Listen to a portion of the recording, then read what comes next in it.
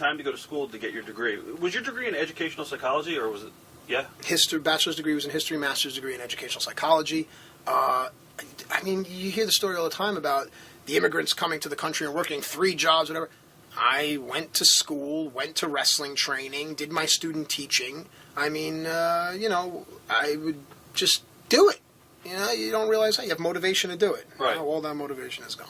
Now, you got major mainstream press when all this happened. How did the media pick up, the story, and how did it become a national story? I don't know. God. It was a slow news week. And the Daily News picked it up first. Right. And there was a picture in there, and my website was in the article. And it went from there and there. And then the Post, and then the Times, and News, and then CNN. Once CNN got it, it became national. They came to my home. I was living in Fresh Meadows, Queens, and it was the summertime. I was off. I grew a big beard, and they came in and they interviewed me. And then a Japanese station came to interview me, and then all these international outlets came to interview me, and it was the story. And looking back on it, it was a sexy story. Every picture was of me without a shirt on, and they said I was 6'2" and 245 pounds, and if I was 6'2", I'd be champ of the world. They embellished this, and then it's the feel-good part of it was that I didn't know this. My students and their parents got a petition together. 98% of my students passed their social studies regents that year. So underneath all this fluff, the substance was, he was a good teacher. On top of everything else, in a world where you have pee-pee touchers and all this other stuff, this guy was a good teacher. And there's where, I guess, the human interest came from the story. How soon after the story broke did you get the call from WWE and Tommy Dreamer? A week later. A week later? A week later, Tom called, and if you know Tom, hey, man, what are you doing, brother? Nothing. So listen, we saw your story, and Court Bauer and Creative is thinking maybe you come in. We're at the Meadowlands, brother. Come in and work Kurt Angle. Yes, sir. When do you want me to be there? Just come on down. Came down, and... That's a horrible Tommy impersonation. That's an awesome Tommy impersonation, by the way. And Tommy, I come down, and again, you're standing there with your bags.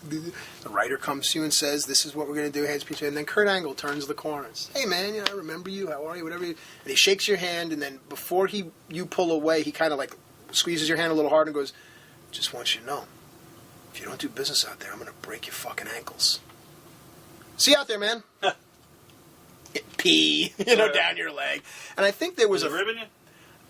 I don't know, because I think there was a thought that I wasn't going to do the right thing, and I was going to go turn up on TNA the next week. I don't know what the mentality was, but they have to protect themselves. And Kurt and I went out there, and something else he told me before we went out, he said, listen, I can't tell you how many guys come in here, and they're so ginger with me and so light with me. He says, if you don't hit me, I'm going to hit you. And in my head, I said to myself, what do I have to lose? I never thought I'd get this far. Punch Kurt Angle in the fucking face. And we went out there and just beat the tar out of each other, which was awesome, because those are the better matches when the guys beat the tar out of each other. And this back and forth, and then we did something where I kick him out of the ring. And that was to Kurt's credit. He didn't have to do anything for me. But he wanted to make it entertaining, and he wanted to make the people emotionally invested. See, there's a theme throughout this interview. Kurt tumbles to the floor. I think Jack Doan is the referee. And I look up at the clock on the screen. I see there's 5 seconds left. We had thought there was going to be about 40 left. And Jack and I look at each other like, holy shit. This is where I think my instincts kind of took over. All of a sudden, I'm calling stuff. Well, tell him to get back in the ring and grab my foot. Obviously he knows this. But I don't think Kurt knew how much time was on the clock. So Kurt looks up at the clock and then looks at me. And if you watch, you can see me shake my right foot as if to say... Right. Come and get this, pal. Kurt comes in, rolls, hooks me into the thing, and turns. And I see the clock is at 3. And he's turning. And I can only imagine what he's thinking. This motherfucker's not going to... And you can feel... like when you crack your knuckles or you crack your back, you can feel it right before it's about to pop? Yeah. I could feel my ankle about to pop. And I said, if I can wait for 1 second... I was never not going to tap out. I was never going to do that. That's bad business. Tap, tap, tap. 1 second on that clock. We couldn't have rehearsed that. We couldn't have pretended that. Again, I go back to God. That's the divine hand of God. And that match was over, and you see me, I pull my ankle all the way up because it hurt so much. He must have been fucking freaking out. We get to the back. He's standing there, and then he apologizes to me. I'm so sorry. I had no idea. Everyone in the gorilla position is freaking the fuck out. And I'm just like, everything okay? Everything okay? Then stands up, throws down his headset. He's bright fucking red.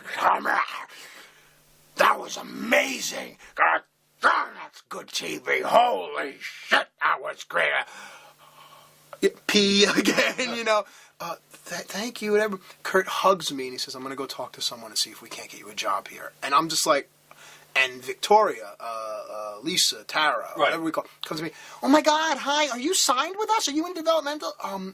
No. And then all of a sudden, everyone's my friend, shaking my hand, come this way, kid, da-da-da. And I'm just walking around, and the next night, Worcester, Mass, the entire night, no one would say anything to me. And every time John Law and I would walk by, it would kind of just be like is now the time? Like, fuck, should I do this? Should I ask? Whatever. Finally, it's like at the end of the night, and Johnny's walking, hey, come with me. And he asks me a string of questions without letting me answer. How old are you? You married? You rent? What's your deal? You live with your parents? What's it? Before I can say, here's the deal. I'm going to sign you. And I'm going to start paying you right now. I think it's great what happened with the teacher thing. I think it's awesome that you have a passion for this business. I'm going to give you a contract. Leave me your address. Carano has your information. Congratulations, kid. Good job. And again, I think this is a theme. The handshake happens, and then I go to break it, and they hold on to it. Just want you to know, it's up to you to keep your job.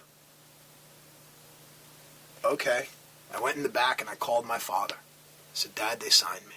And my father's first question, how much they paying you, Butch?